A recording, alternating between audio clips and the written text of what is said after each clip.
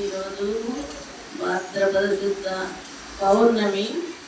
మనం యథావిధిగా ఈరోజు కూడా మనం భగవద్గీత 6 అధ్యాయాలు, విష్ణు సహస్రనామాలు, లక్ష్మీ అష్టోత్తరము, హనుమాన్ చాలీస అన్నీ యథావిధిగానే సక్రమంగా చదివినాం. చాలా సంతోషం. ఇది మొదటి శతకము. మొదటి 6 అధ్యాయాలను మొదటి శతకము అంటారు. ఇది చిన్నగా చెప్పాలంటే కౌరవులకు పాండవులకు జరిగిన యుద్ధమే. యుద్ధములో అర్జునుడు యుద్ధం చేయనని సక్కిలబడి, అంత మనవాళ్ళే కదా చనిపోతారు, చాలా నష్టం జరుగుతుందని యుద్ధం చేయని వాళ్ళందరినీ చూసి బాధపడి యుద్ధం చేయాలని సక్కిలబడ్డప్పుడు కృష్ణుడు ఏం చేస్తాడు, ఆయనను ఉత్తేజపరచడం కొరకు నీ వాళ్ళు కాదు, నా వాళ్ళు కాదు, వీళ్ళందరూ ఉండే వాళ్ళు కూడా కాదు, అందరు చనిపోయే వాళ్ళే, వాళ్ళ కొరకు నువ్వు ఎందుకు చిత్రిస్తావు? నువ్వు క్షత్రియుడు కాబట్టి నీ ధర్మం యుద్ధం చేయడమే. నువ్వు ఏ పాపం వచ్చినా సుఖం వచ్చినా కానీ యుద్ధం చేయాలి.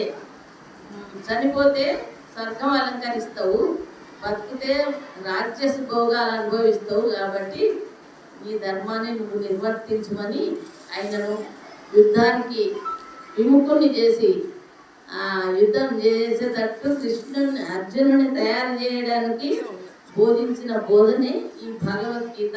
ఈ భగవద్గీత చాలా ఉత్కృష్టమైంది. చదివిన కొద్దీ ఆనందం అనిపిస్తుంది. అది అర్థం చేసుకోవాలి, కానీ చాలా గొప్పమైన గ్రంథము. ఆ పుస్తకము మనం వింటే కూడా చాలా పుణ్యము.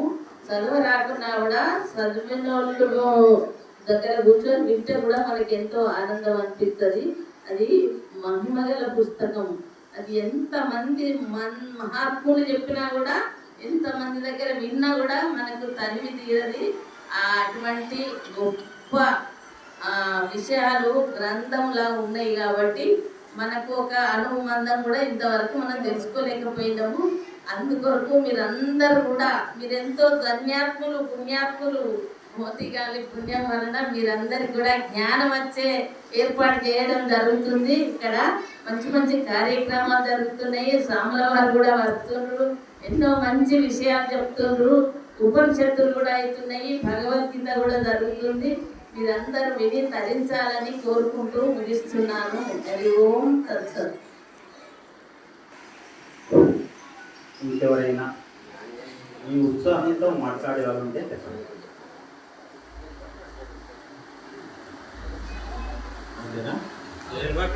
సత్యనారాయణ సార్ మాట్లాడుతున్నారు. సార్ మాట్లాడి లాస్ట్ మాట్లాడతారు. సార్ పెద్ద మనిషి కదా లాస్ట్.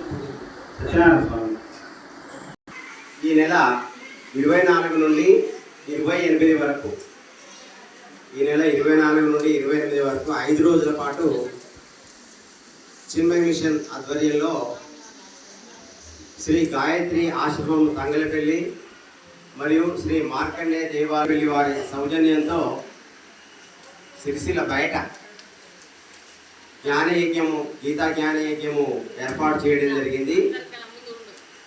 మరి 24 నుండి 28 వరకు జరిగేటువంటి కార్యక్రమంలో, గీతా జ్ఞానయజ్ఞంలో ఉదయం పూట శ్రీ శివాపరాధ క్షమాపణ స్తోత్రము అనే దానిపైన, సాయంకాలము భగవద్గీత కర్మయోగం పైన స్వామి యజ్ఞానంద గారి యొక్క ప్రవచనాలు ఉంటాయి. కాబట్టి భక్తులందరూ కూడా సమయాన్ని కేటాయించుకొని ఆ 5 రోజులు మరి తంగలపల్లిలో జరిగేటువంటి జ్ఞానయజ్ఞంలో పాల్గొని భగవద్జ్ఞానాన్ని పొందవలసిందిగా మీ అందరికీ సూచించడం జరుగుతుంది. మరి ఈ అవకాశం నిజంగా మొన్ననే ఒక జ్ఞానయజ్ఞం శివనగర్లో జరిగింది. ఇంత త్వరగానే మనకు ఇలాంటి అవకాశం రావడము మరి భగవత్ కృప అని మనం భావించాలి. ఈ జ్ఞానాన్ని మీరు అందరూ పొంది ధరించాల్సిందిగా మీ అందరికీ విజ్ఞప్తి చేస్తున్నాము. హరి ఓం. దేవకీ పరమానందం కృష్ణం వందే జగద్గురుం. గురుర్బ్రహ్మా గురుర్విష్ణు గురుర్దేవో మహేశ్వర. గురు సాక్షాత్ పరబ్రహ్మ తస్మై శ్రీ గురవే నమః. మాతృదేవో భవ పితృదేవో భవ ఆచార్య దేవో భవ. ఆత్మీయులారా, ఈరోజు చాలా సుదినం అనుకోవచ్చు. ఎందుకంటే నిన్న రాత్రి అందరికంటే ముందుగా మొక్కే దేవుణ్ణి గంగమ్మ తల్లి ఒడిలోకి పంపించాం. చాలామంది రాత్రి కావచ్చు, ఎక్కువ రాత్రి కావచ్చు, కొందరు తెల్లవారుజామున కూడా ఇంకా నిమజ్జనం చేస్తూనే ఉన్నారు. అలాంటి పరిస్థితుల్లో మరి ఈ మాత్రం వచ్చినందుకు చాలా సంతోషదాయకం. ఈరోజు ప్రథమ శక్తం అమ్మగారు చెప్పారు ఇప్పుడే. అసలు భగవద్గీత ఆవిర్భావానికి కారణం ఒక 2 కుటుంబాలు, ఒకే కుటుంబం నుంచి చేరినటువంటి అన్నదమ్మల బిడ్డలే. అటు కురువంశంగా, మొత్తం కురువంశమే, కానీ కౌరవులని అన్నయ్యకు కుమారులకు, పాండవులని తమ్ముడి కుమారులకు పేరు వచ్చేసింది. వారిద్దరి మధ్యలో కూడా ఏమిటి ఉద్దేశం అంటే ఏం లేదు, అక్కడ ఉన్నటువంటిది రాజ్య అధికారం కోసమే జరిగినటువంటి ఒక సమరంలో ఆ విషయాన్ని మొదలు ఒక శాంతి దూతగా ప్రయత్నించినటువంటి శ్రీకృష్ణ పరమాత్మ శాంతియుతంగా పరిష్కరిద్దామని చాలా ప్రయత్నం చేసినటువంటి సందర్భం. కానీ ఆ శాంతి యొక్క వాదనలు ఫలించలేదు. యుద్ధమే అనివార్యమైపోయింది. అయ్యో యుద్ధం జరిగితే ఎంతో మంది హతులవుతారు కదా అని చాలా మంది బాధపడ్డారు. అయినా తప్పలేదు. అలాంటి సందర్భంలో ఇప్పుడున్నటువంటి యుద్ధతంత్రాలు కాదు, ఆనాడు అనుకునే టైం ప్రకారము ఇక్కడి నుంచి ఈ సమయం నుంచి మొదలుకుంటే ఈ సమయం వరకని నిబంధనలు పెట్టుకునేవారు. ఒకవైపు కురు సైన్యం, ఒకవైపు కౌరవ సైన్యం యుద్ధభూమిలో కురుక్షేత్రంలో నిలిచి ఉన్నారు. ఆ మార్గ మధ్యంలో అప్పుడు రథం పైన రథాన్ని నడుపుతూ వస్తున్నటువంటి వారే శ్రీకృష్ణ పరమాత్మ. మరి యుద్ధం చేయడానికి కూర్చున్నటువంటి ఆ రథం పైన కూర్చున్నటువంటి పలుగురు అంటే అర్జునుడు, ఇంకా మిగతా పాండవులందరూ కూడా చుట్టుపక్కలగా వస్తూ ఉన్నారు. కానీ ఒక్కసారి వాళ్ళందరినీ చూసేసరికి ఆత్మీయత పొంగిపోయింది. ఎవరికి? అర్జునుడికి. అరే ఏంటి వీళ్ళతోనే యుద్ధం చేయన్నా, తాతలు మామలు చిన్నాన్నలు పెదనాన్నలు అందరూ కలిసి ఇక్కడ యుద్ధానికి వచ్చారే, గురువులు ఉన్నారు, వీళ్ళందరితో యుద్ధం చేసి వీళ్ళని చంపి ఆ రక్తపూడు నేను తినాలా? నాకు అవసరం లేదు, ఈ యొక్క రాజ్యం వద్దు, ఈ భోజ్యం వద్దు అని ధనుస్సును కింద వైచి చతికిల పడిపోతాడు. ఇక యుద్ధం చేయాలని చెప్పేస్తాడు అర్జునుడు. అలాంటి సమయంలో మరి యుద్ధానికి సన్నద్ధమై అటు కాళ్ళు దువ్వుతున్నారు, ఉవ్విళ్ళూరుతున్నారు. ఎవరి అస్త్రాన్ని ఏ విధంగా పదును పెట్టే వాళ్ళు ఆ రకంగా పదును పెడుతున్నారు. అలాంటి సందర్భంలో శ్రీకృష్ణ పరమాత్మ చెప్పినటువంటి మాటలే ఒక భగవద్గీతగా ఆవిర్భవించినాయి. ఈ భగవద్గీత భారతంలో ఒక భాగం. భారతానికి మరొక పేరు ఉన్నది.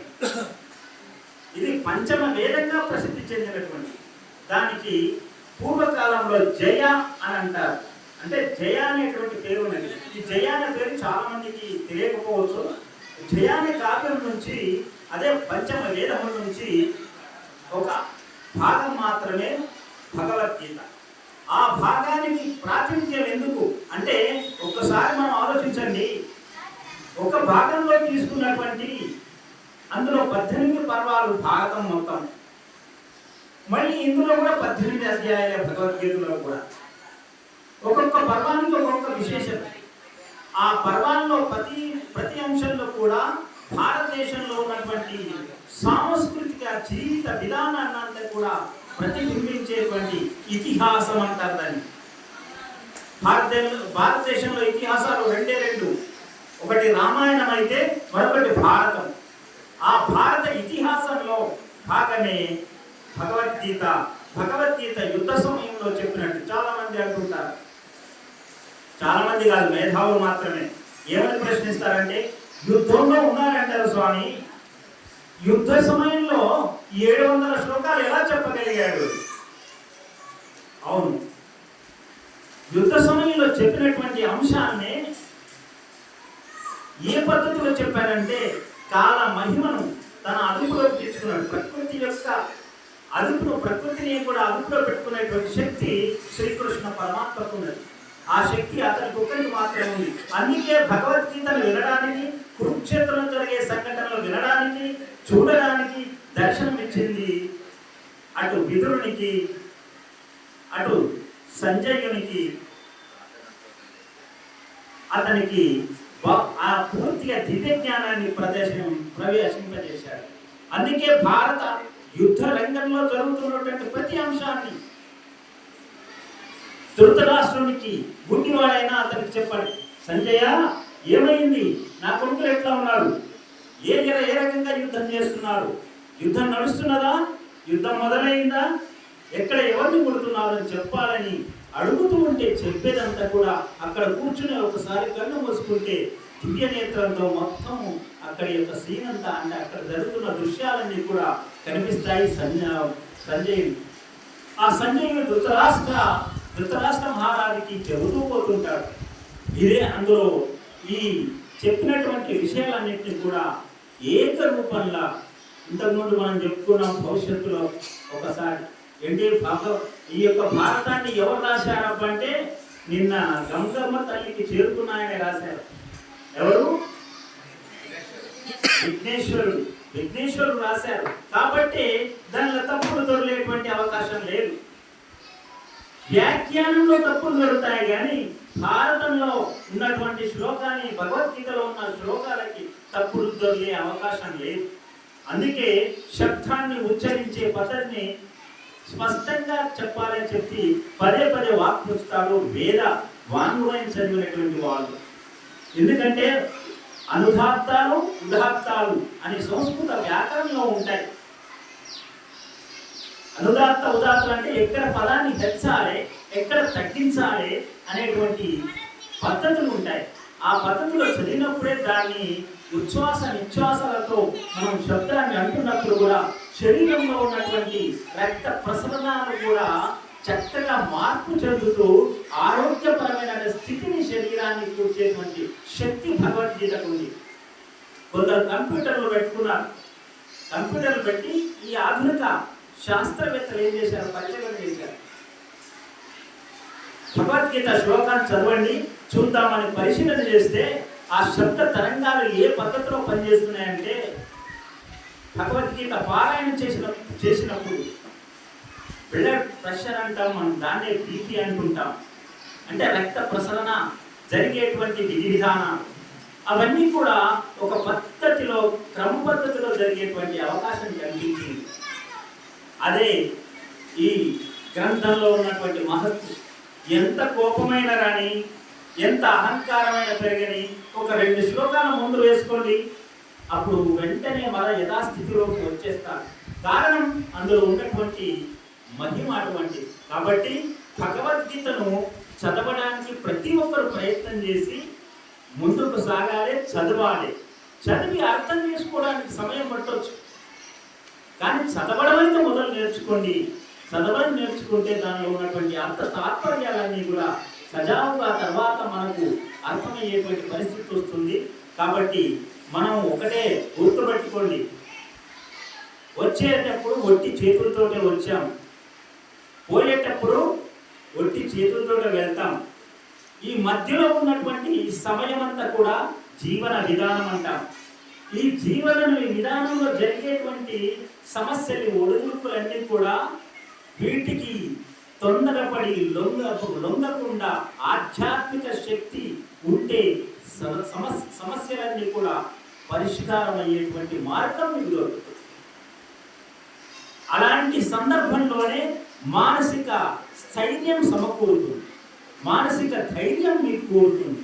కాబట్టి భగవద్గీతను ఆచరించి ఆత్మీయతతో మనస్ఫూర్తిగా ఏకాగ్ర చిత్తంతో ఎవరైతే పారాయణం చేసి అర్థం చేసుకునే విధానంలో వెళుతారో రోజు రోజుకి కోపం తగ్గుతుంది. ఉన్న కోపం తగ్గి ప్రశాంత వాతావరణం ఏర్పడి మీకు సద్గతులకు మార్గం ఏర్పడుతుంది. అలాంటి సద్గతులకు మార్గాన్ని ఏర్పాటు చేసుకోవడమే మన యొక్క భగవద్గీత ప్రచార సేవకులకు, ఆధ్యాత్మికవేత్తలకు ప్రముఖమైనటువంటి మార్గం కనుక ఈ మార్గాన్ని ఎంచుకున్న వాళ్ళందరూ కూడా చక్కగా ఆ మార్గంలో పయనిస్తూ మునుముందుకు సాగాలని మీ అందరికీ కూడా కోరుకుంటూ ఆధ్యాత్మిక చింతనలో ఇంకా ముందుకు జరగాలని. ఇంతకుముందు సత్యనారాయణ స్వామి చెప్పారు, మల్లెకోళ్ళు జరుగుతున్నాయి. ఎక్కడ జరుగుతున్నాయి? మార్కండేయ భవనంలో జ్ఞానయజ్ఞం నిర్వహిస్తున్నారు. దానికి కూడా హాజరయ్యి విజ్ఞానాన్ని నేర్చుకొని ఆకలింపు చేసుకొని ఒక మంచి బాటలో నడవాలని అందరికీ కూడా ఆత్మీయంగా కోరుకుంటూ హరి ఓం తత్సత్. మర్చిపోయాను, 2 తనే చెప్పాడని. అంటే పొద్దున ఒక దగ్గర, సాయంత్రం ఒక దగ్గర. జ్ఞాన యజ్ఞాన్ని పొద్దునేమో గాయత్రి ఆశ్రమంలో దొరుకుతుంది. అంటే మనం ఎప్పుడు పారాయణానికి, దేవి నవరాత్రులకు వెళ్తున్నాం, యజ్ఞాలకు మనం వెళ్తుంటాం కాబట్టి మీ అందరికి కూడా తెలిసినటువంటి అంశమే. ఇంకా తెలియని వాళ్ళు ఉంటే తెలుసుకొని, పక్క వాళ్ళ ద్వారా తెలుసుకొని, గాయత్రి ఆశ్రమంలో ఉదయం శివాపరాధ క్షమాపణ స్తోత్రం గురించి వివరణ ఉంటుంది, దాని మీద ప్రవచనం ఉంటుంది. ఆ ప్రవచనాలు వినండి. జ్ఞానవంతులైనటువంటి మన యజ్ఞానంద స్వామి వస్తున్నారు, వారి యొక్క నోటి నుంచి వచ్చినటువంటి వాక్కులను విని తరించండి, ముందుకు సాగండి. అలాగే సాయంత్రం మళ్ళీ కర్మ 3వ అధ్యాయం అన్నట్టు కర్మయోగం సంబంధించిన అంశాలు భక్త మార్కండేయ తంగలిపల్లి దేవాలయంలో జరుగుతుంది కాబట్టి అందరూ హాజరు కావాలని ఆకాంక్షిస్తూ హరి ఓం తత్సత్. ఇక్కడ యజ్ఞాలన్నీ ఏమో జరుగుతున్నాయి కానీ మా తంగలిపల్లిలో జరుగుతున్న ఉద్దేశంతో మా దగ్గర కూడా యజ్ఞం పెట్టమని అడిగినాము. అయితే అక్కడ ఉదయం కూడా మన గాయత్రి ఆశ్రమంలో లింగాష్టకం, హనుమాన్ చాలీస పారాయణం 8:30 నుంచి 9 గంటల వరకు, మళ్ళీ 9 నుంచి 10 గంటల వరకు అంటే 1 గంట శివపరాధ క్షమాపణ స్తోత్రంపై ప్రవచనం ఉంటుంది. ఆ స్వామి యజ్ఞానంద స్వామి వస్తున్నారు మనకు. వారు చాలా బాగా చెప్తారు. మనము ఇప్పుడు గీతంలో చదువుతున్నాము, చదివిన దానికి దాంట్లో ఒక్కొక్క శ్లోకానికి ఎంత అర్థం ఉంది అనేది వాళ్ళు చాలా డీటెయిల్గా చెప్తారు. అతి జ్ఞానం కావాలనే ఉద్దేశంతో జ్ఞానయజ్ఞం మన దగ్గర ఏర్పాటు చేసినాము. మీరందరూ దయచేసి దాంట్లో పార్టిసిపేట్ చేయండి. అట్లీస్ట్ వచ్చిన వాళ్ళకు ఎంకరేజ్మెంట్ ఉండాలంటే ఒక 10 మంది కనపడితేనే వాళ్ళు వాళ్ళ ఉన్న ఉద్దేశాన్ని బాగా చెప్పగలుగుతారు. ఎవరాగా 5 మంది 3 ఉండాలనుకోండి, చెప్పేటోళ్ళకు ఆ ఎంకరేజ్మెంట్ ఉండదు. అందుకని మీకు మేము ఏం చేసినామంటే ఇక్కడ 10 మంది వస్తే ఈ 10 మందికి ఆటో ఏర్పాటు చేస్తాము. మీకు దూరం అవుతుంది, అడ్రస్ కూడా తెలియదు. అందుకని 8 గంటలకి ఇక్కడ ఉంటే ఆటో అవుతుంది. ఆటోలో ఎక్కేసి అక్కడికి రాండి. ఇక్కడ 10 గంటలకు మళ్ళీ టిఫిన్ చేపించేసి మళ్ళీ ఇక్కడ ఇచ్చి పెడతాం. అదొకటి మీరు ఆటో ఏర్పాటు చేస్తాం. మన సార్కి చెప్పినాను, మోతీలాల్ సార్కి చెప్పిన, ఆయన ఏర్పాటు చేస్తారు. మీరు ఎవరెవరో 10 మంది తయారయ్యి 10 మంది వస్తే నాకు సంతోషం. పొద్దున సాయంత్రం అంటే అక్కడ లోకల్గా ఉంటుంది, తంగలపల్లి ఊళ్ళోనే ఉంటుంది కాబట్టి రోడ్ మీదనే కాబట్టి అక్కడ వచ్చి అక్కడ జాగ్రత్తగా పెట్టుకోవచ్చు. కానీ సాయంత్రం మాత్రం నిర్విఘ్నంగా జరుగుతుంది. ఉదయం మాత్రం మీరు టైం ఇవ్వండి అని కోరుకుంటున్నాను. మనము కంపల్సరీ ఒక 10 మంది 20 మంది తయారైతే వారికి మనము ఆటో ఏర్పాటు చేస్తాము. తీసుకోపోతుంది, తీసుకొస్తుంది. 4 రోజులు 5 రోజులు కార్యక్రమము, కానీ ఉదయం 4 రోజులు అవుతుంది. మంగళవారం స్టార్ట్ అవుతుంది, వచ్చే మంగళవారం. కాబట్టి బుధవారము బేస్తా శుక్ర శని 4 రోజులు ఉంటుంది. కాబట్టి మీరు ఇక్కడ గుళ్ళే చెప్తే ఒక ఆటో ఏర్పాటు చేస్తాము. ఉదయం సాయంత్రము తీసుకెళ్ళచ్చు. అట్లనే మనం చాలా సంవత్సరాల నుంచి సిరిసిల్ల గీతా ప్రచార సమితి దాదాపు 40-41 సంవత్సరాలు 40 సంవత్సరాలే ఉంటుంది. మరి వీళ్ళు ఎందుకు చేస్తున్నారు అనేది ఎవరైనా గ్రహిస్తున్నా? అంత దూరం నుంచి వచ్చి బీవై నగర్కి వచ్చి ఇన్ని సంవత్సరాల నుంచి కార్యక్రమము చేస్తున్నాం. ఎందుకు? తను తెలుసుకున్న జ్ఞానాన్ని అందరికీ పంచాలనే ఒక ఆలోచనతో చేస్తుంది. ఏదో భోజనం కోసము, ఏదో పబ్బం గడపడానికి కాదు. ఇది మీ అందరి జీవితాలను సన్మార్గంలో నడవడానికి ఒక జ్ఞానయజ్ఞం పెట్టిండు. అప్పుడెప్పుడు 40 సంవత్సరాల విషయము, దాన్ని కంటిన్యూ చేస్తున్నట్టే దీని వెనుక ఎంత శ్రమ ఉంటుంది, ఎంత ఇది ఉంటుంది, మీరు కనీసానికి గ్రహించవలసిన అవసరం చాలా ఉన్నది. ఏమైనా ప్రతి నెల మాసం వచ్చి చేస్తున్నంటే ఇది పూర్వజన్మ సుకృతం అనేది నేను ఖచ్చితంగా చెప్పగలుగుతాను. ప్రతి దేవాలయం ఉన్నది. దేవాలయం స్థాపించినప్పటి నుంచి ఏదో ఒక కార్యక్రమం, జ్ఞానయజ్ఞాలు, భజనలు, వార్షికోత్సవాలు జరుగుతూనే ఉన్నాయి. ఆ జరుగుతున్నాయంటే ప్రతి మాసం జరిగే కార్యక్రమం వలననే అది ప్రతిఫలం వస్తుంది. దేవుడు మనకు తీసుకొచ్చి డైరెక్ట్గా 1000 రూపాయలు ఇట్లా పట్టు నువ్వు తిను అని ఇయ్యడు. బుద్ధిని, జ్ఞానాన్ని ఇస్తాడు. మనం సంపాదించే 100 రూపాయలు ఎలా ఖర్చు పెట్టాలి, ఎలా ముందుకు తీసుకెళ్ళాలి, మనకున్న బుద్ధులు ఏదైనా ఉంటే దాన్ని ఎట్లా కంట్రోల్ చేయాలనే ఒక జ్ఞానాన్ని ప్రసాదిస్తుంది. కానీ ప్రత్యేకించి దేవుడు నేను పోతే దేవుడు నాకు ఏమి ఇచ్చిండు అంటే దేవునికి నువ్వేమి ఇస్తున్నావు అనేది ఫస్ట్ మనం గ్రహించాలి. ఈరోజు నేను అప్పుడు ఉదయం పోయినా బయటకు కొంచెం చిన్న పని ఉంటే దాదాపు 20 అడుగుల ఉండొచ్చు ఒక గణపతి. ఎందుకండి అంత పెద్ద గణపతి పెట్టవలసిన అవసరం ఏమైనా ఉన్నదా? భక్తి ఎంత అనేది కావాలి. కానీ జనానికి చూడ ఆర్పాటాలు నేను అంటాడు, భగవద్గీతలు అంటాడు, కాషాయ వస్త్రం వేసుకున్నంత మాత్రాన సన్యాసి కాదని చెప్పేసి, బ్రాహ్మణ కులంలో పుట్టినవాడు బ్రాహ్మణుడు కాడని పదే చెప్తుండు. కానీ ఆ విషయాన్ని ఎంతమంది తెలుసుకుంటున్నారు? అన్ని విషయాలను ముందు మనం ప్రతి ఏ పండుగ అయినా మొదటి పూజ చేసేది గణపతిని. దాన్ని ఎంత నిష్ఠతోని, ఎంత ప్రేమతోని, ఎంత మంచిగా చేస్తే భగవంతుడు అంత బుద్ధిని సిద్ధిని మనకు ప్రసాదిస్తాడు. ఎంత దుర్మార్గంతో చేస్తే అంత దుర్బుద్ధినే ఇస్తాడు. వేరే వేరే జాతులు చూడండి, వాళ్ళు వాళ్ళ ఉడక వేసుకొని దేవాలయంకు నెత్తి మీద పెట్టుకొని పోతారు. మనల్నేమో పాయింట్లు వేసుకొని పోతారు. మన సంస్కృతి ఎత్తుపోతుంది. మనల్ని వేరేలను అనడం కాదు, అసలు మన సంస్కృతిని మనం పాడ చేసుకుంటున్నాం అనేది మనం తెలుసుకోవాల్సిన అవసరం చాలా బాగుంది. ఇంకోటి, ప్రతి ఇంట్లోకి వెళ్ళి బయటకు వెళ్ళేటప్పుడు భస్మం కానీ చందనం కానీ ఏదో ఒక బొట్టు పెట్టుకొని వెళ్తే ఎదుటి మనిషి యొక్క దృష్టి ఆ బొట్టు పైన పోతుంది. అప్పుడు వారి యొక్క ఆలోచన విధానం చేంజ్ అవుతుంది. మనం ఇష్టం ఉన్నట్టుంటే ఇష్టం ఉన్న ఆలోచనలు వస్తాయి. మన ఆలోచనలు ఎట్లా వస్తాయంటే ఇవి చూడక ముందే లోపల కంప్యూటర్లో ఎట్లా కొట్టినట్టు అట్లా ఇట్లా కొడుతూ ఉంటుంది. ఎంత అది ఏంటంటే బయటపడరు, ఇట్లా చెప్తే ఏమనుకుంటారని. వాస్తవానికి మనం ఎంత దూరమైనా ఉండని మనసు ఇప్పుడు గాలికాడ పోయి ఆలోచిస్తుంది, ఏంది ఇట్లా జరుగుతుందేమో అని. శరీరం ఇక్కడ ఉంటుంది, దాన్ని మనం కంట్రోల్ చేయడానికి ఇవి జ్ఞానయజ్ఞాలు నడుస్తున్నాయి. ఎందుకని చెప్పేసి మీరు దయచేసి, సమయం కూడా బాగా అయింది, ఎందుకంటే చెప్పాలనిపించింది చెప్తున్నాము. కార్తీక మాసంలో మీ అందరి ఆశీర్వాదము, మీ అందరి అనుగ్రహం ఉంది. కార్తీక మాసంలో కూడా మన దగ్గర జ్ఞానయజ్ఞం ఉంటుంది. అందులో భాగంగానే మనం ఏంటంటే బివై నగర్ నుంచి ఒక చిన్న బొట్టు కార్యక్రమం స్టార్ట్ చేద్దాం అనుకుంటాం.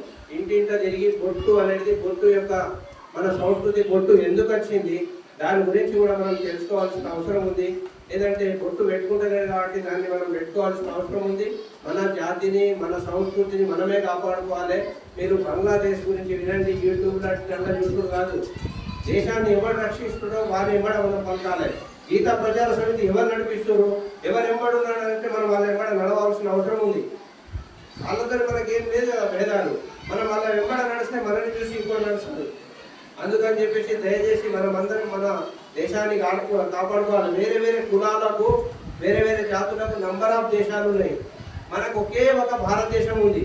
మనం ఎటు పోయినా మనకు పోవడానికి లేదు. అదే వేరే క్రిస్టియన్స్ కానీ, ముస్లిమ్స్ కానీ, పాకిస్తాన్ పోవచ్చు, చైనా పోవచ్చు, అరబిక్ కంట్రీస్, ఏదైనా కంట్రీలో పోవచ్చు. కానీ భారతదేశం అనేది భారతీయులకు ఒకటే దేశం ఉంది. కాబట్టి ఆ దేశాన్ని కాపాడుకోవాలంటే మనం అందరము ఐక్యత ఉండాలి. ఎవరికి ఎట్లా ఎంచుకోవాలనేది మన దగ్గర చాలా ఉన్నది. మనం పార్టీని కాదు, దేశాన్ని ఎవరిని రక్షిస్తుంది. నేను బిఎస్ఎన్ఎల్లో ఉద్యోగం చేస్తా, నాకు బీజేపీ 10 సంవత్సరాలే నాకు జీతాలు వేస్తలేదు. నాకు అసలు జీతాలే సరిగ్గా అసలు. అయినప్పటికీ కూడా సపరేట్ లా ఉంటుంది. వాళ్ళు వచ్చి గుడి పూర్వం మాదే ఉంటే అని అంటే దీన్ని గులగొట్టి వాళ్ళు కట్టుకోవచ్చు. వాళ్ళకి సపరేట్ లాయర్ ఉంటాడు, సపరేట్ జడ్జి ఉంటాడు, సపరేట్ అది ఉండాలి. పక్క ఇంట్లో ఆ ఇంట్లో కిరాయికి ఉన్నాడు అనుకోండి, ఇంతకుముందు మా తాత ముత్తాత గుర్రాలు కట్టిండాడా అని వాళ్ళు వచ్చి చెప్తే ఆ ఇల్లును ఆక్రమించుకోవాల్సింది. కోర్టు, పోలీసు ఎప్పుడు కూడా పనిచేయరు. ఇది మీరు గ్రహించండి. మేము శాలోలము, మేము లమడోలము, మేము ఆలోలము, ఈ 2 జాతులు ప్రపంచం మీద ఉన్నాయి. ఒక స్త్రీ జాతము, ఒకటి పురుష జాతము. ఈ రెండింటికి ఉపయోగించేది మూడో ఒకటి, అది స్త్రీ కావచ్చు, పురుషుడు కావచ్చు. దాన్ని గ్రహించాలి. కొత్తగా ఇప్పుడు ఏంటంటే మన యోగి ఆదిత్యనాథ్ హిందూ వాహిని అనేది ఒక సంస్థ ఏర్పాటు చేసిండు. మనం అందరం దాన్ని ఆ జెండా కింద ప్రయాణం చేయవలసిన అవసరం ఉంది. ఎందుకంటే తిరుపతి దేవస్థానంలో లక్షల రూపాయల ఒక్కొక్కరు పెట్టేస్తారు హుండీలలో. మరి ఆ పైసా ఎట్టుపోతుంది? ముల్లాలు, మన పాస్టర్స్, వాళ్ళకి 18,000 రూపాయలు గవర్నమెంట్ ఇస్తుంది పూజ చేసి. మన దేవాలయంలో పూజ చేసేవానికి 6,000 ఇస్తుంది. దీపధూప నైవేద్యం కింద ఈ గుడిని పెట్టుకుందామంటే 6,000 ఇస్తుంది. 6,000 బతుకుతాడా? సీపరు, పంతులు, మళ్ళా ప్రసాదము నూనె అంత అంటనే వాళ్ళకు అలా ఏముండదు. ఆయన 18,000. ఇంకో విషయానికి వస్తే వాళ్ళ డబ్బులు గవర్నమెంట్కి రావు. వాళ్ళు వేసిన వాళ్ళు 10 రూపాయలు సంపాదించి 1 రూపాయి వాళ్ళు వాళ్ళ మజీద్కి ఇస్తారు. ఆ మజీద్కి ఇచ్చిన డబ్బులు వాళ్ళ జాతిని, వాళ్ళ పిల్లలకు, వాళ్ళ సంస్కృతి నేర్పిస్తారు. మరి మనం మన సంస్కృతి నేర్పాలా వద్దా? అందుకని మనం అందరం మనకు తెలిసిన వాళ్ళని ప్రతి జాగాలో కూడా మనం వక్ఫ్ బోర్డు గురించి మీరు అందరూ ఉన్నతోటి చెప్తే వాళ్ళకు మనం సపోర్ట్గా పలకాలి. ఏ సమయం బాగా అయింది, దయచేసి ఏమనుకోవద్దు, ఫోన్లో వస్తుంది అందుకని చెప్పేసి క్షమించాలి. ఏదంటే విషయం మనము బాగా చెప్పేది బాగుంటుంది, కాకపోతే వీళ్ళకే చెప్పుడు అవుతుంది అనిపిస్తుంది బాధాకరమైన. ఇప్పుడు అందుకని చెప్పేసి మనం ఏంటంటే ఇప్పుడు ఆ జాతి ఈ జాతి ఆ ఇల్లు ఈ ఆల్లు అంటే ఏది ఉండదు. మనం అందరం ఐక్యతతో ఉంటేనే మనకి ఇదే దేశంలో మనం కాపాడుకోగలుగుతాము. మనం ఫస్ట్ పిల్లలకు నేర్పించవలసిన అవసరం ఉంది. ఇప్పుడు మెల్లమెల్ల భగవద్గీత చనిపోయిన కాడ వేస్తలేదు, అక్కడ శివ పురాణమే వేయాలి. కానీ ఇది కాదు, ఇది వేస్తే ఏమైపోయిందంటే అది చనిపోయేటప్పుడు తినేది కదా అనేది ఒక భావం అయిపోయింది మన